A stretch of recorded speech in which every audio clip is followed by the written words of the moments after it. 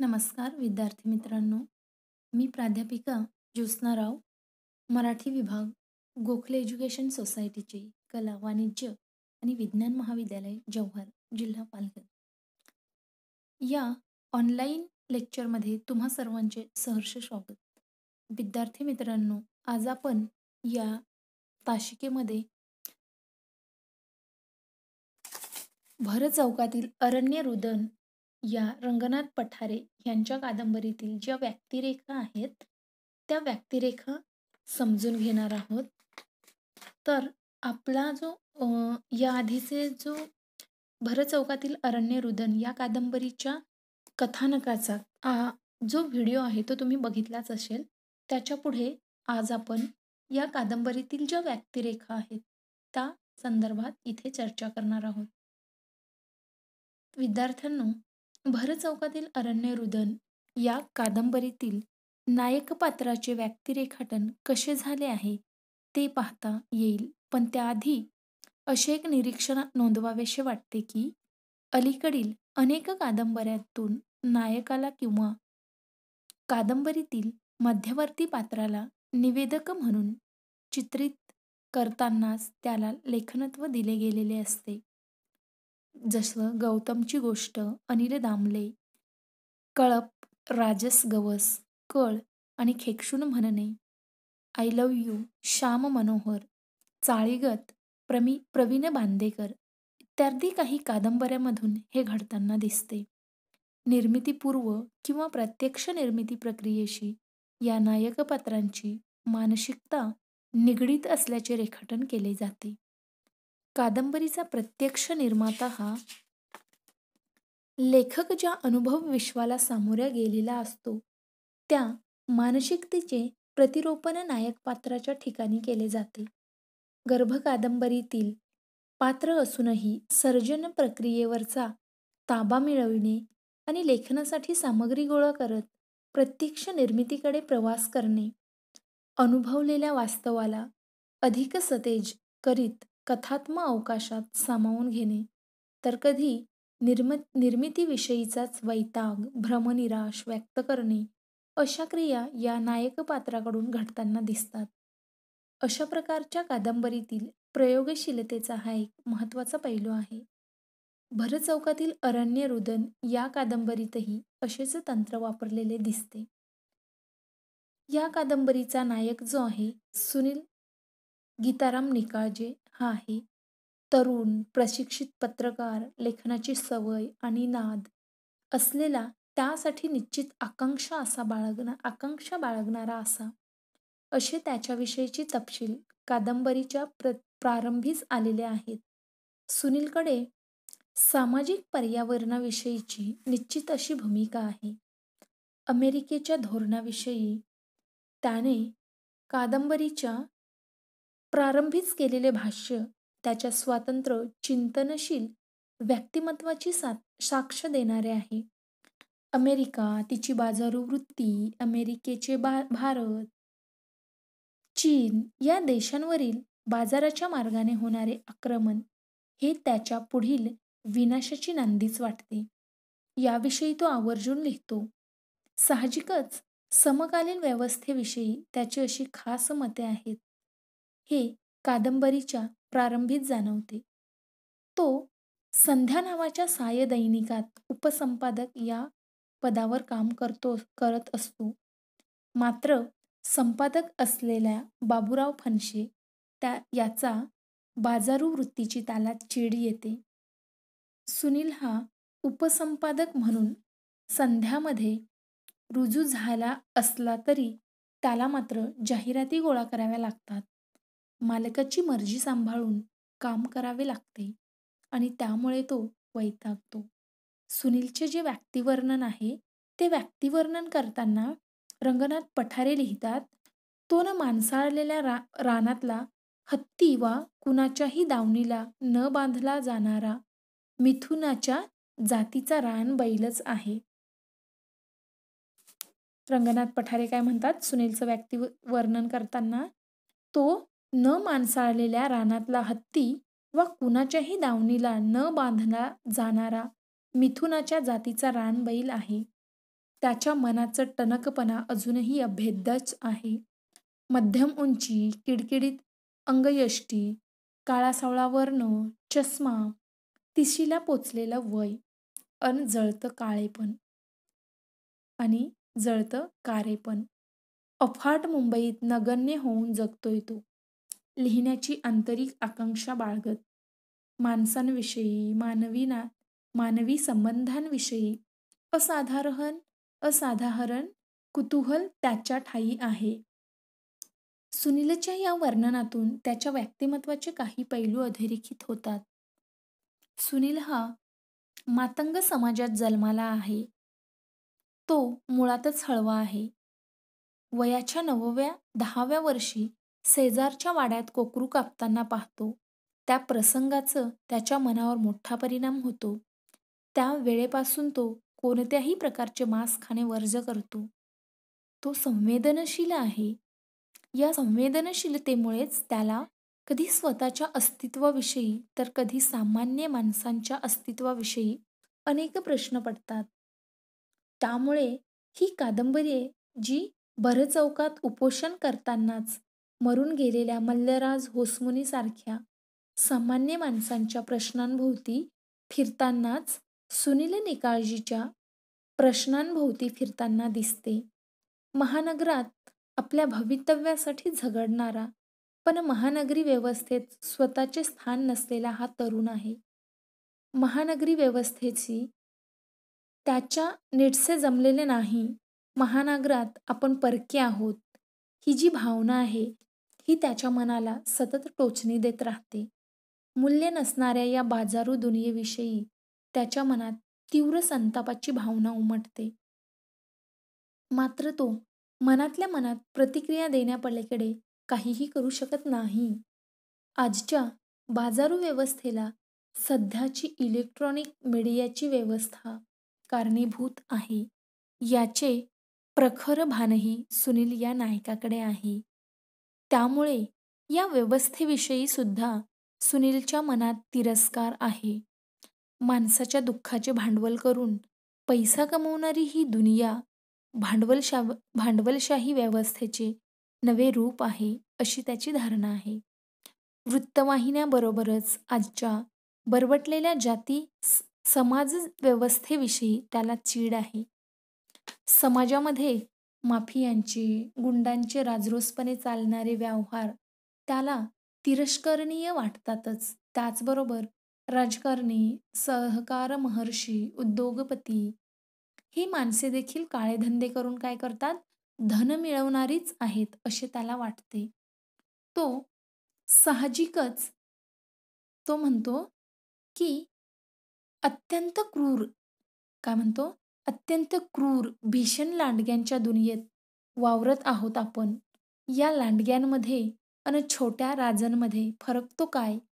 अशा आणि या लोकांना कोणीही गुन्हेगार म्हणत नाही.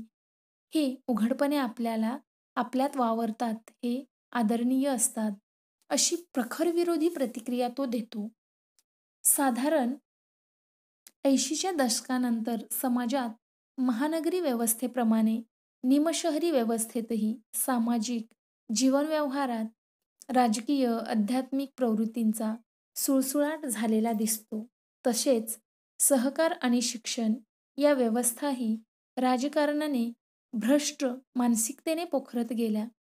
कोणत्याही संवेदनशील माणसाच्या मनात या व्यवस्थेविषयी आदरभाव राहिला नाही. सुनील निकाळजे हा नायकही या व्यवस्थेविषयी तीव्रपणे उपहास व्यक्त करताना दिसतो. पत्रकार म्हणून आवश्यक असलेली वैचारिकता आणि समज सुनीलकडे विश्वभावातून आलेली दिसते. आजच्या बाजारू माणसाचे वस्तुकरण करून क्रयमूल्यात रूपांतर करणाऱ्या जगाचा प्रत्यय सुनीलला मल्लराज होसमुनीच्या मृत्यूनंतर प्रकर्षाने येतो. होसमुनीच्या मृत्यूची बातमी वर्तमानपत्र, दूरदर्शन अशा प्रसारमाध्यमातून झळकल्यानंतर त्याच्या मृत्यूचे भांडवल करून पैसा कमावणाऱ्यांची संधी कुणीही सोडत नाही. या अनुभवामुळे सुनीलच्या मनात व्यवस्थेविषयी अधिकच राग निर्माण होतो. आता सुनील हा पांडुरंग सांगवीकरांच्या कुळातील परात्म झालेला नायक आहे. तो नात्यांपासून दूर राहू पाहणारा असा आहे. नाती जपणं हे त्याला तापदायक वाटते. आपल्याला नोकरी नसली तरी आईवडिलांकडून त्याच्या कोणत्याच अपेक्षा नाहीत. कोणाशीही संपर्क ठेवणे त्याला नकोशे वाटते. त्याला आपल्या गावी जावेसे वाटत नाही. मुंबईतील भावाकडेही जावेसे वाटत नाही. त्याचं सारं कुटुंब सुखी आहे. सुनीलला त्याचा हे हेवा वाटत नाही किंवा तिरस्कारही वाटत नाही. सुनील हा तरुण असला तरी त्याला कोणत्याही मुलीचे आकर्षण देखील नाही. सतत चॅनलवरील काम करणाऱ्या अदितीने त्याला आपल्या नावाचे कार्ड दिले तरी तो तिला फोन देखील करत नाही किंवा आपल्या वडिलांनी लग्नासाठी बघितलेल्या मुलीलाही तो थंड प्रतिसादी असतो. तो शांत आणि आपल्याच वाटेने जाणारा असा हा सुनील आहे. आपला मार्ग स्वतःच निवडणारा असा तरुण आहे. तो नात्यांपासून पाहत असला तरी त्याचे अंतर्मन मात्र माणुसकीच्या संवेदनशीलतेने ओतप्रोत भरलेले आणि भारलेले आहे. होसमुनीचा मृत्यू ही त्याच्या जिव्हारी लागणारी गोष्ट आहे. सुनील या नायकाने आपल्या लेखनासाठी होसमुनीची जीवनकथा निवडावी हा केवळ योगायोग नाही समज तर सहज बातमी म्हणून मिळालेली मल्लराज होसमुनीची माहिती त्याच्या जिव्हारी लागते. माणसांनी गजबजलेल्या एका भर चौकात अन्नपाण्याविना मरून गेलेल्या सामान्य मजुराची व्यथा आधीच त्याच्या आत जागृत असलेल्या लेखकाला अधिक संवेदनशील बनवते. त्यामुळेच तो होसमुनीची कथा आपल्या लेखनाच्या केंद्रस्थानी ठेवतो. मात्र तो कंगालांच्या दुःखाचे भांडवल करून केवळ चटपटीत लेखन करून प्रसिद्धीचा हव्यास धरणारा लेखक नाही. हुसमुनीच्या बातमीमुळे आपल्याला मालकाकडून काही अंशी जादा पगार मिळाला याची जाणीवही त्याच्या मनाला सलत राहते. म्हणून तो त्यातील 500 रुपये मृत्यू होसमुनीची पत्नी चेतन मला देताना, "हे काय उपकार करत नाही मी तुझ्यावर," असे तुटकपणे बोलतो.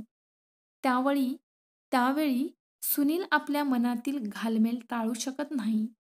पैसे घेताना चेनमाची उपकृत झाल्याची भावनाही सुनीलची मानसिकता विस्कटून टाकते.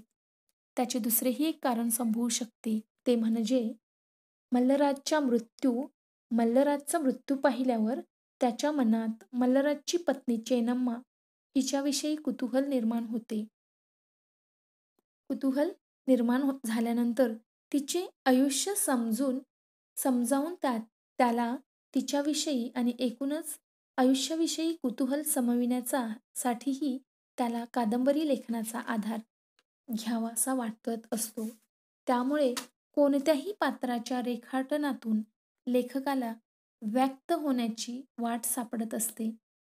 एका अर्थी आपले लेखनपण सिद्ध करण्यासाठी अशी पात्रे लेखकाला सहाय्य करीत असतात, याविषयीची कृतज्ञताही त्यावेळी सुनीलच्या मनात असण्याची शक्यता आहे. सुनील निकाळजेच्या माध्यमातून रंगनाथ पठारे यांनी जागतिकीकरणाच्या परिणामाचे सहज भान असलेला नायक रेखाटलेला आहे. तो बाजारमूल्यप्रणीत व्यवस्थेला नकार देतानाच शोषित पीडितांविषयी करुणा आणि आस्था बाळगणारा आहे.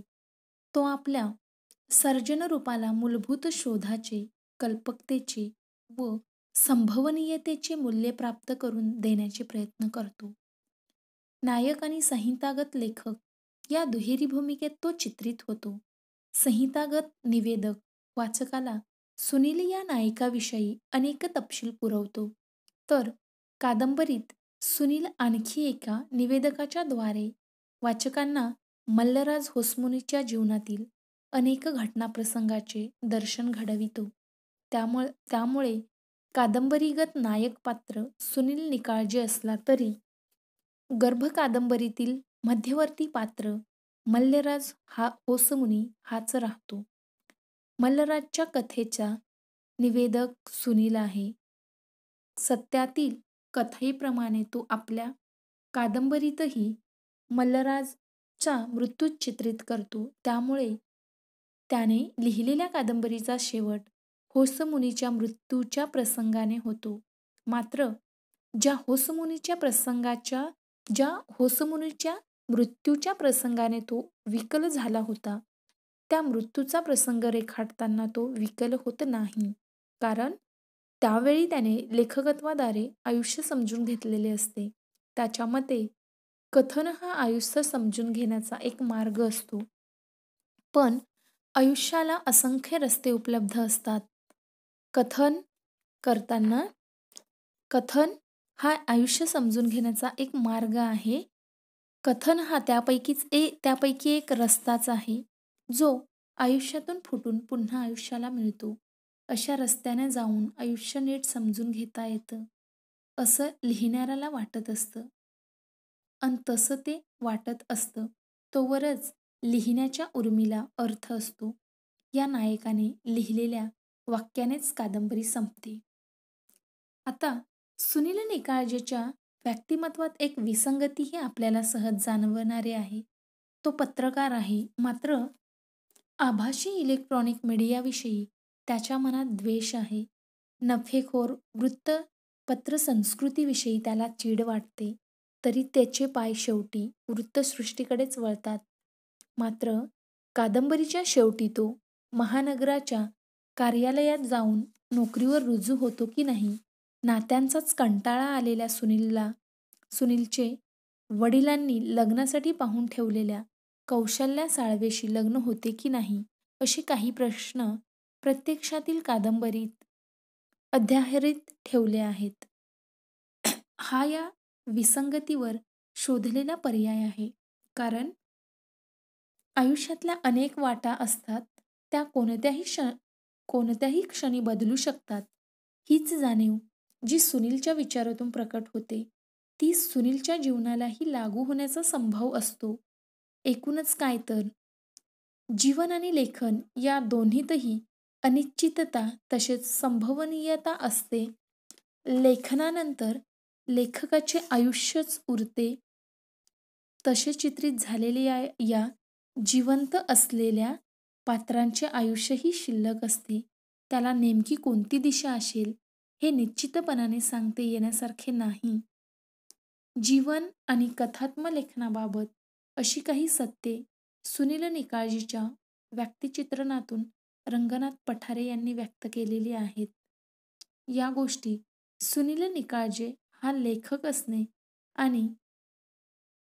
नायक असणे आणि लेखक असणे या गृहीतकल्पनामुळेच अधिक प्रभावीपणे प्रकट करता आल्या आहेत. म्हणून सुनील गीताराम निकाळजे हा समकालीन मराठी कादंबरीतील महत्त्वाचे नायकपात्र ठरते.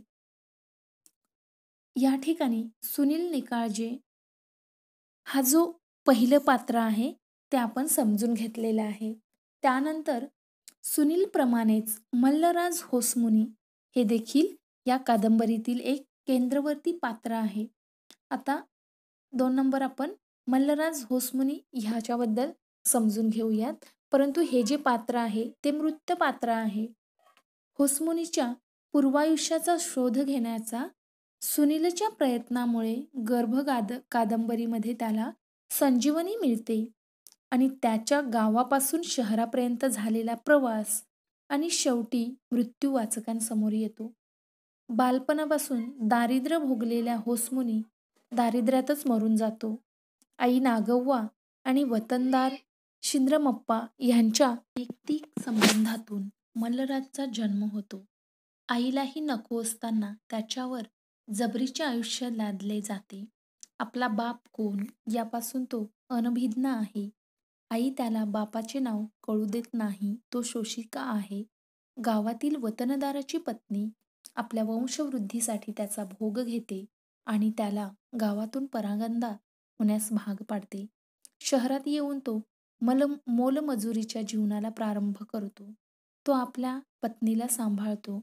गावात मजुराने आपली पत्नी मालकाच्या सेवेसाठी देण्याची पद्धत असली तरी तो अशा कृत्याला होकार देत नाही.